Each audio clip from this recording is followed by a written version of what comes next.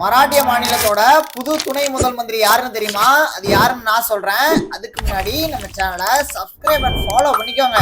மராட்டிய மாநில துணை முதல் மந்திரியாவும் தேசியவாத காங்கிரஸ் தலைவருமான அஜித் பவார் கடந்த 28ஆம் தேதி விமான விபத்துல பலியானாரு. இதை தொடர்ந்து பாஜக சிவசேனா கூட்டணியில தேசியவாத காங்கிரஸை தக்க வச்சுக்கொள்ள அஜித் பவாரோட மனைவி சுனேத்ரா பவாருக்கு துணை முதல் மந்திரி பதவி வழங்க முடிவு செய்யப்பட்டது. சுனேத்ரா பவார் இன்னைக்கு சாயங்காலம் 5 மணிக்கு துணை முதல் மந்திரியா பதவியேற்றாங்க. மராட்டியத்தோட துணை முதல்வரா பதவியேற்ற முதல் பெண் என்ற பெருமையும் சுனேத்ரா பவார் பெற்றிருக்காங்க. 62 வயதான சுனேத்ரா பவார் கடந்த பாராளுமன்ற தேர்தலில் பாராமதி தொகுதியில சுப்ரியா சுலேவிடம் தோற்றாங்க. இதை தொடர்ந்து அவருக்கு மேல் சபை எம்பியாவும் ஆனாங்க. இப்போ துணை முதலமைச்சரா ஆயிருக்காங்க. சுனேத்ரா பவார் துணை முதல்வர் ஆறதுனால மேல் சபை எம்பி பதவி அவரோட மகன் பரத்துக்கு கொடுக்கப்படுது. இந்த தொகுப்பை கடைசியா பார்த்ததுக்கு ரொம்ப நன்றி.